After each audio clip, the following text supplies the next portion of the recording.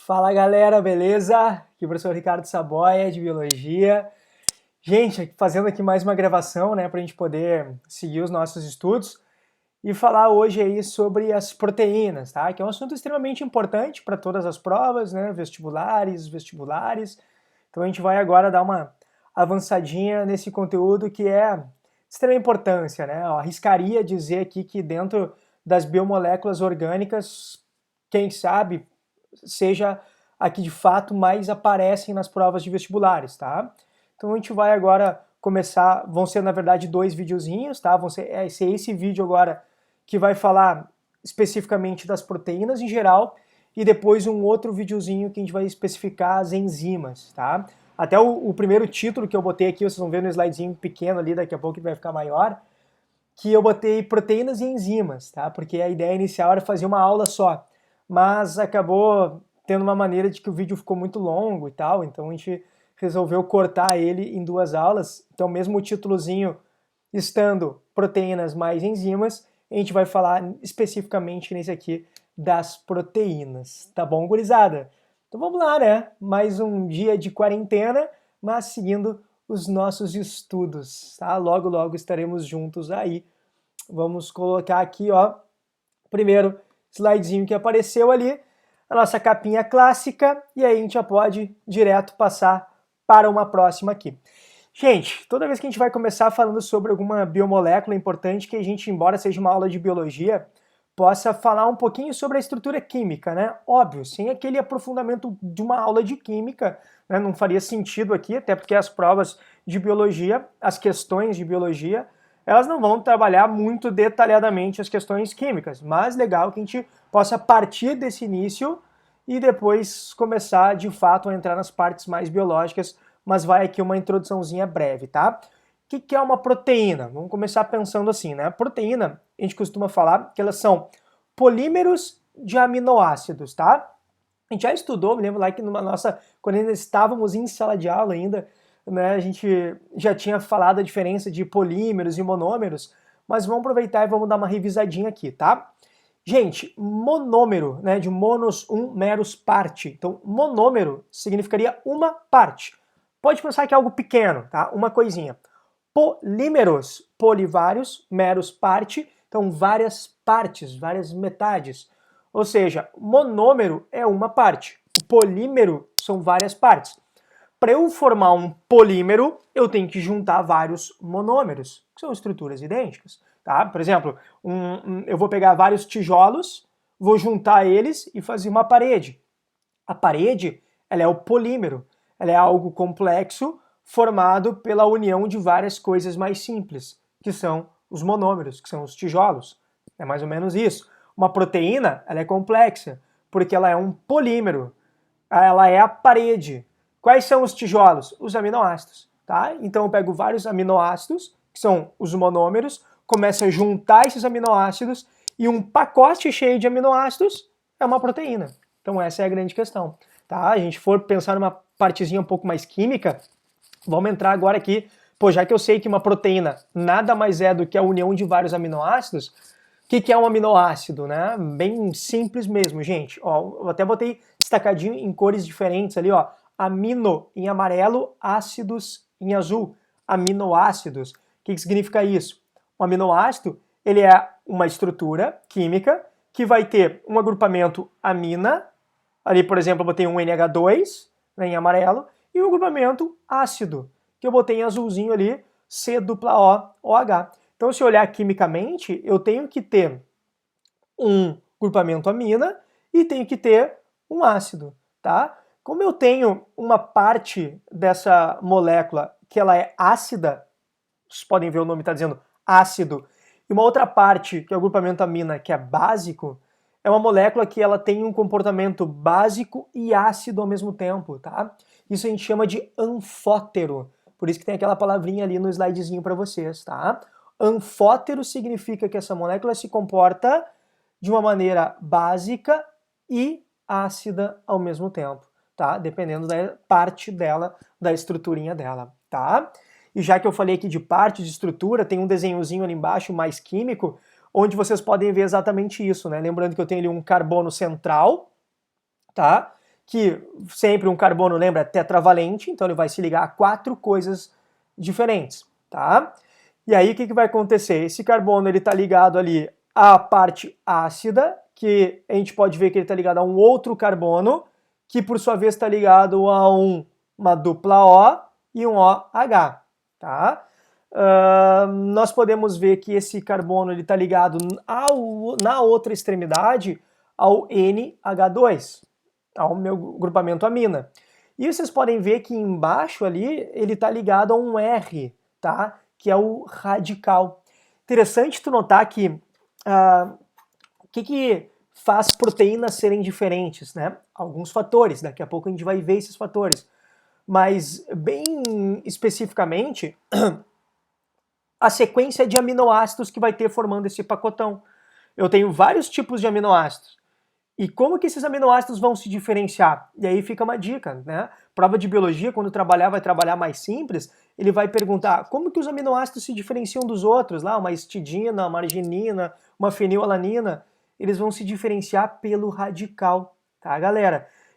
Todo aminoácido do mundo, ele vai ter o agrupamento lá ácido, né? C dupla OH, vai ter o agrupamento amina, tá? E o que vai mudar vai ser o radical. Aí eu posso ter vários tipos de radical e de acordo com o tipo de radical eu vou ter um tipo de aminoácido diferente. Não vem ao nosso caso aqui, nas provas e nem nas aulas de biologia, ficar diferenciando aminoácidos de acordo com seus radicais. Isso é uma questão muito de química, tá? Então aqui é só se tu precisasse identificar as diferenças desses aminoácidos, como dica, tu olha o radical, tá bem? E aí a gente pode entrar aqui numa questãozinha bem interessante que a gente pode trabalhar mais com a biologia, que é justamente a gente pensar nos tipos de aminoácidos, tá? Existem de 3 classificações. Geralmente aulas um pouco mais básicas, tá? Ensino médio e tal, eles trabalham com 2 classificações, nós vamos trabalhar com as 3 grupos, tá? Primeiro grupo a gente chama de aminoácidos naturais, depois nós temos aminoácidos essenciais, tá? E um terceiro grupo, que é um aprofundamento, tá? Muito raro aparecer em prova, mas só para quem quiser, é o que a gente chama de aminoácidos semi-essenciais, tá, galera? Sempre assim, a gente vai ficar... Tem o básico, maior parte da galera, mas a gente sempre dá uma aprofundadinha no conteúdo para quem quer um pouquinho mais, tá? Vamos diferenciar. O que são aminoácidos naturais, tá? Botei ali, ó, o corpo produz. Ou seja, nós sabemos que o nosso corpo ele é formado por N proteínas. Para essas proteínas estarem formando o nosso corpo, a gente precisa que eu tenha aminoácidos para a formação delas. Então eu preciso, de alguma certa maneira, ter aminoácidos específicos no meu corpo para que eles possam ser unidos formando as minhas proteínas, tá? Grande parte desses aminoácidos o meu próprio corpo produz naturalmente. Se o corpo produz naturalmente, o nome é aminoácidos naturais. São aminoácidos que eu estou produzindo constantemente. Agora, sabemos que existem alguns aminoácidos que eles são essenciais para a formação do nosso corpo e que eles são essenciais para a manutenção da nossa vida. Mas, no entanto, o nosso corpo não os produz. Nós precisamos obtê-los na alimentação. E aí entra o grupo de aminoácidos essenciais, tá? Então, baita diferença. Aminoácidos ditos naturais, nós mesmos estamos produzindo, não precisamos nos alimentar deles. Aminoácidos essenciais, nós precisamos dele para sobreviver, mas não produzimos. Obtemos como? Alimentação, tá, galera? E aí entra essa grande questãozinha, tá? Por isso que tu precisa ter uma alimentação bastante saudável, bastante balanceada, para que tu possa obter dentro da tua alimentação todo o conjunto de aminoácidos essenciais necessários, tá? Por exemplo, um pedaço de carne, ele tem todos os aminoácidos ali essenciais, tá? Agora, nos vegetais, eu tenho distribuído nesses vegetais aminoácidos. Então essa é a grande questão, né? Quem é vegetariano, quem é vegano, precisa ter uma alimentação muito bem balanceada para conseguir obter esses aminoácidos, tá? E esse terceiro grupo, tá, que é os aminoácidos semi-essenciais, eles têm como exemplo ali a histidina e a arginina, tá? São os únicos exemplos, porque semi-essenciais são aminoácidos que nós produzimos, mas a gente vai diminuindo a produção ao longo da vida, conforme a gente vai chegando na idade adulta, nós produzimos tão pouca quantidade deles que nós obrigatoriamente necessitamos nos alimentar deles, tá? Então, eles são produzidos, mas em baixíssima quantidade. Por isso que eles são semi-essenciais, tá? A gente tem, por exemplo, a histidina, quando nós somos muito jovens, a gente tem uma concentração de histidina sendo produzida bem equilibrada, então a gente não precisaria se alimentar dela. Mas conforme o nosso organismo vai atingindo a idade adulta, nós vamos diminuindo a produção de histidina e necessitamos nos alimentar dela. Então entra nesse grupo. Então, para resumir e fechar esse slidezinho, essa parte da aula. Aminoácidos naturais, nosso próprio organismo produz. Aminoácidos essenciais, nós necessitamos para sobrevivência, mas precisamos nos alimentar deles. E os semi-essenciais, nós produzimos, mas vamos baixando tanto a concentração de produção que ao longo de um período da nossa vida mais velho, mais adulto, nós precisamos nos alimentar deles também. Por isso, semi-essenciais. Fechado, people? Vamos dar ali na outra aqui, ó. Bem clássico, tá? Bem básicozinho mesmo, mas na serenidade, gurizada. O que nós falamos lá? Que nós tínhamos que, para formar uma proteína, juntar aminoácidos, tá? Eu vou pegar vários aminoácidos, mais de 30 aminoácidos, né, para formar uma proteína. É o que nós temos como uma base. Tá? Aqui eu botei para não ficar, né? Imagina, vou ficar fazendo aqui 6.000 slides, né? Aula de 10 horas, então só botei para a gente ver como vai estar sendo essa formação. 2 aminoácidos, tá? Peguei o mesmo desenho de aminoácido, juntei ali, e aí vocês podem notar que tem um retângulozinho em azul circundando onde eu tenho em um dos aminoácidos ali o OH e do outro o H. O que eu vou fazer? Eu vou retirar esses OH mais H, ou seja, H2O. Eu estou retirando ele, a setinha está mostrando ali, na forma de uma água. Então eu estou fazendo uma síntese por desidratação. E toda vez que eu estou desidratando, eu estou juntando os aminoácidos, tá? E formando depois o que eu vou ter como as minhas proteínas, tá, galera? Interessante notar ali que quando a gente está tirando aquela água, tá, a gente vai ter aquele carbono que perdeu o OH dele se juntando no nitrogênio do outro aminoácido que perdeu um dos hidrogênios, ficou só com um. E essa combinação do carbono dupla O ligando ao nitrogênio ligado ao H, como vocês podem ver no outro retângulozinho, eu vou formar uma amida, tá? Então aí eu vou começar a minha construção química da união desses aminoácidos. Você foi só botar amida ali, tá? Um aprofundamentinho químico, tá? Me atrapalhei nisso aqui, Saboia, não tem problema, tá, gente? Essas aulas de química, certamente o teu professor ele vai mostrar muito bem como se dá essas ligações.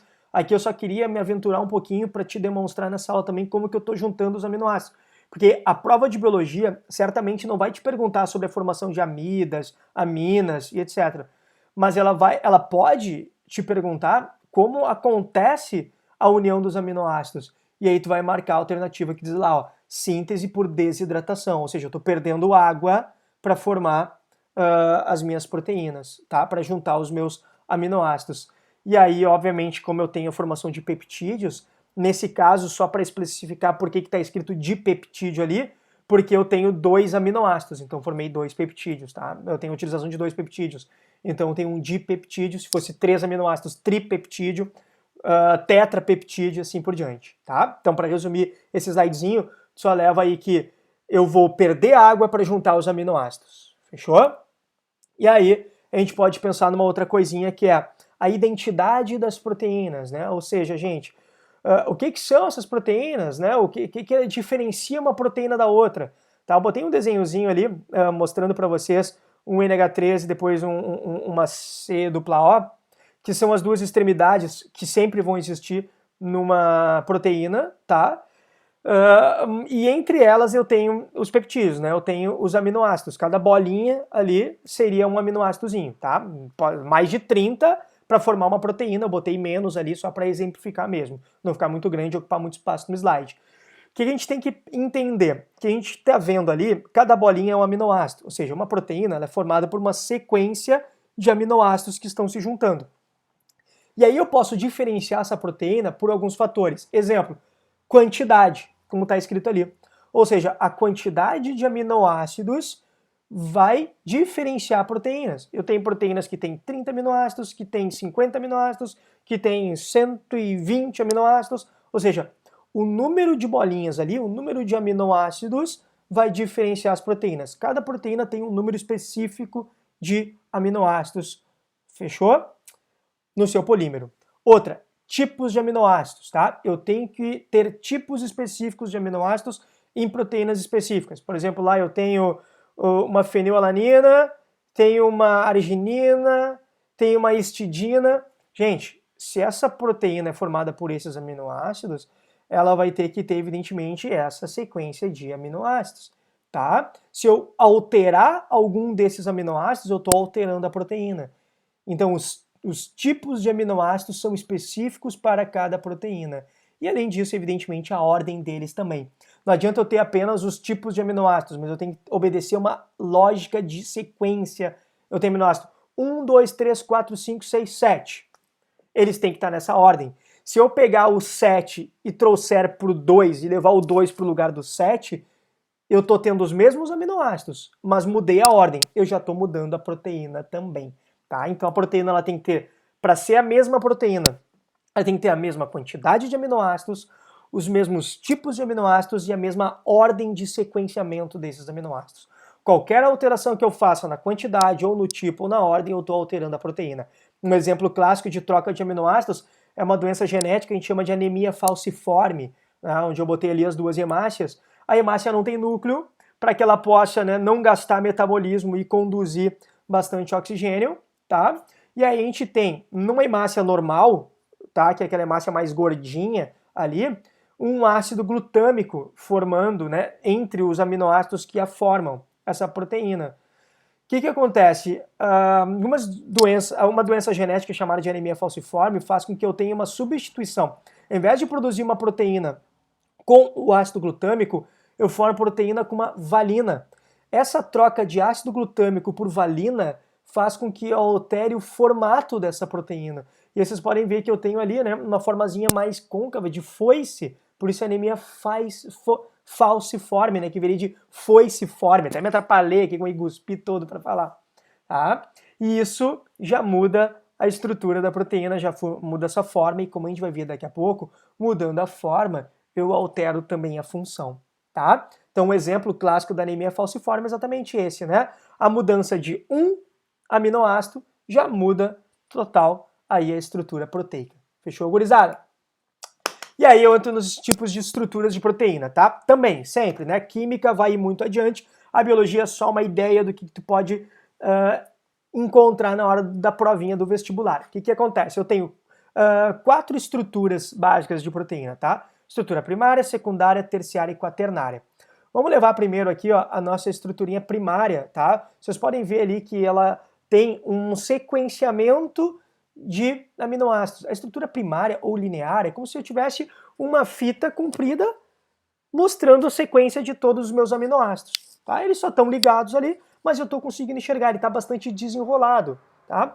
O que acontece? Eu vou aumentando a concentração de ligações de hidrogênio entre esses aminoácidos, isso vai fazendo com que eles tenham atrações maiores, cada vez mais resistentes, e eles começam a se enrolar. Conforme eles vão se enrolando, eles vão ficando mais empacotadinhos e eu vou avançando na estrutura. E aí, a partir do momento que eu peguei essa estrutura linear, comprida, né, com poucas ligações de hidrogênio, da minha estrutura primária e começo a aumentar as ligações de hidrogênio, aumentando a afinidade entre os aminoácidos, fazendo com que eles comecem a se dobrar, se empacotar, eu tenho uma estrutura chamada de estrutura secundária, tá? Ou fibrosa, alguns vestibulares também chamam. É uma estrutura em que os aminoácidos estão muito mais compactados em relação à primeira. E aí, evidentemente, eu tenho uma porção mais estrutural, né? Como, por exemplo, a formação de alguns tendões se dão por proteínas secundárias. O que acontece? Eu posso avançar mais e empacotar cada vez mais, enrolando. Pega um fio e vai enrolando, faz um novelinho de lã bem grande. Aí eu chego no que a gente chama de estrutura terciária. Ela é tão enroladinha que ela é chamada de globular. Parece um glóbulo, né? Muito enroladinho, muito empacotado, bastante resistente. Tá? Um exemplo clássico que é a albumina, né? Que tu encontra aí bastante no ovo. Tá? A clara do ovo é a albumina. ela é uma estrutura terciária, tá? Bastante enroladinha. Tá? E depois eu posso pegar, simplesmente partir para uma outra, que é a estrutura quaternária, e cuidado, a estrutura quaternária, nesse caso, não quer dizer que ele está mais enrolado, mais empacotado que a terciária. Né? Ele tem mais ou menos o mesmo nível de empacotamento, né, de afinidade do que a terciária. O que muda é que na quaternária eu teria 4 estruturas terciárias, 4 proteínas terciárias juntas umas às outras. Por isso que ela está ali, ó, tem uma verdinha, uma rosinha, uma azulzinha, né, para tentar representar essa grande diferença, tá? Isso é importante porque eu tenho na quaternária sítios de ligações, tá? Bastante diferentes, tá, galera? Ali tá escrito tendões, por favor, corrige, tá? Ali quando foi feito o slide acabou usando outro como base, tá? Na quaternária não é tendões, tá? É hemoglobina é um exemplo, tá? Mas não tendões. Então, tira tendões da quaternária e bota hemoglobina, por favor, aí, tá? É um vacilo, como já tá gravando, não vou fazer um slide, uma aula nova por causa disso, né? Tem 25 minutos de aula. Então, só corrige aí, por favor. Tá, people? Interessante te ligar o seguinte, tá? Eu tenho a estrutura da minha proteína. Aí, o que acontece?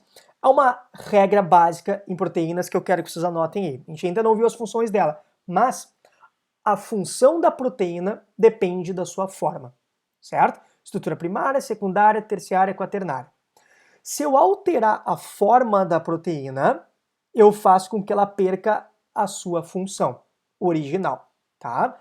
Essa mudança de forma eu chamo de desnaturação, que é quebrar as ligações de hidrogênio, tá? Ou seja, vamos supor que eu tenho aqui uma proteína terciária, né, formando lá os aminoácidos muito compactados. Vamos pegar um exemplo clássico assim, ó. O cabelo, tá? Se eu tenho o cabelo cacheado, né, bastante ondulado, isso significa que ele está numa estrutura mais próxima à terciária, né, ou secundária, terciária, dependendo do nível de empacotamento, né, mais ou menos cacheado. Porque eu tenho bastante ligações de hidrogênio, isso faz com que eu tenha uma afinidade muito grande e os aminoácidos ficam compactados. Aí o que eu faço? Eu vou lá e faço uma chapinha. O que é a chapinha? Eu pego um ferro quente e aqueço o meu cabelo. A partir do momento que eu estou aquecendo o meu cabelo, nosso cabelo é queratina é proteína, né? É um monte de aminoácido. A partir do momento que eu estou aquecendo o meu cabelo, eu estou fazendo com que ele desidrate, ele está perdendo água, ele está perdendo hidrogênio. Se está perdendo hidrogênio, eu reduzo a quantidade de ligações de hidrogênio, isso diminui a afinidade e faz com que os aminoácidos se separem mais. E aí eu vou tendo uma redução de estrutura terciária para secundária. E aí ele acaba ficando mais liso, porque os aminoácidos estão mais afastados, está mais linear. Aí, beleza, tô com o cabelo mais liso. Aí, dia mais úmido, saí na chuva ou tomei banho, molhei meu cabelo. Se eu molhei o cabelo, eu reidratei ele. Eu botei água de novo e devolvi os hidrogênios. Aí as ligações de hidrogênio são estabelecidas, né, de novo em grande quantidade, aumenta a afinidade, o aminoácido empacota mais, meu cabelinho volta a ficar, né, com a sua estrutura mais cacheadinha. Um exemplo bobinho, tá? Não vai levar isso aqui, meu Deus, como super acontece assim. Óbvio que o mecanismo é um pouco mais complexo, mas só para tu entender mais ou menos como acontece essa questão. Eu tiro ou adiciono hidrogênios, diferenciando os níveis de afinidade entre os aminoácidos, modificando as suas estruturas. E eu posso fazer isso de duas maneiras. Eu posso alterar o pH ou alterar a temperatura. Acabei de dar um exemplo de alteração de temperatura. Esquentei bastante com a chapinha, desnaturei, mudei a forma, tá? E aí a questão é, por que muitas vezes a gente congela o alimento? Claro, porque tu está congelando, tu está mudando a temperatura ideal dessa proteína. E mudando a temperatura, eu posso muitas vezes mudar a estrutura dela e inativar enzimas, e aí ela perde suas funções originais, tá? Aí, obviamente, se são proteínas que têm funções metabólicas, como enzimas, eu estou inativando as enzimas e estou reduzindo o metabolismo. E aí o alimento não apodrece. Tá? Então essa é uma questão. Por que eu posso ter um febrão muito agressivo, muito alto, e isso é perigoso? Porque a partir do momento que a temperatura do meu corpo aumenta absurdamente, o que eu estou fazendo? Eu posso estar desnaturando proteínas internas pelo aumento da temperatura. Isso pode levar a danos, a prejuízos metabólicos também.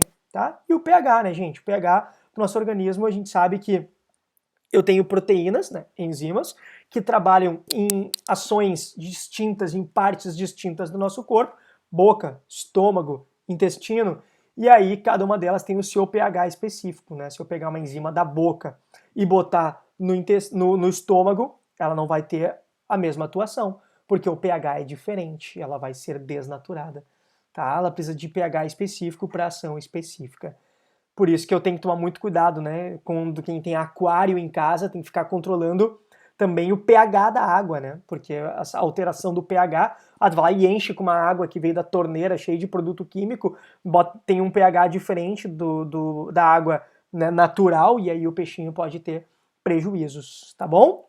Então, a função da proteína depende da sua forma, certo? Eu tenho que manter a forma original para que ela mantenha a sua função. Se ela perdeu a forma, ela perde a função. Como que ela pode perder a forma? Alterando o pH, alterando a temperatura. Como é que eu chamo a mudança de forma? Desnaturação. Algumas proteínas podem ser desnaturadas e voltar ao normal, como eu acabei de mostrar aqui, a queratina, tá? Algumas proteínas elas são desnaturadas e nunca mais voltam ao normal. Por exemplo, a albumina, tá? Tu cozinhou o ovo, tu vê que ela muda até o aspecto, né, da clara. Fica mais esbranquiçada, mais dura, mais rígida e ela não vai voltar àquela forma mais coloidal e transparente dela. Tá bom, gente? Daí a gente pode ir pro finalzinho da nossa aula, onde a gente entra nas funções das proteínas, tá? Principal funçãozinha que a gente pode pensar aqui na proteína é uma função estrutural, tá? A proteína, cara, é carne, né? É musculatura. Então a gente tem aí, basicamente, né, o nosso corpo sendo formado, estruturado por proteínas, tá bom? E aí a gente pode pensar o seguinte, dentre alguns exemplos de proteínas com funções estruturais, eu tenho a queratina, que vai ser muito importante para impermeabilização, tá? Bastante interessante a gente pensar nessa parte dela.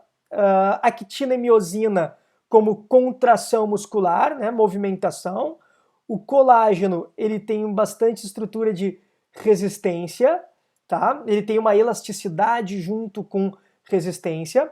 Eu tenho albumina, que tem também capacidade de viscosidade, tá? É bastante interessante. Depois, quando a gente falar de enzimas, a gente vai falar um pouquinho mais também sobre a importância de eu ter viscosidade nas estruturas. Função energética, principalmente quando a gente fala do vitelo, né? O vitelo ele é uma proteína de energia, de reserva energética.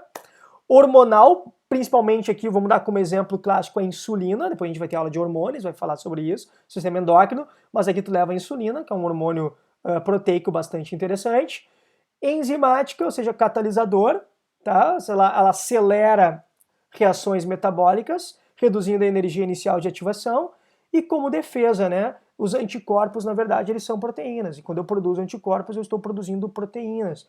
E aí eu preciso ter proteínas específicas que atuam como anticorpos para que eu possa ter uma ação de defesa no meu organismo. Tá, galerinha? Então, assim, ó, essa aí foi a nossa aulinha mais específica aí sobre proteínas, tá?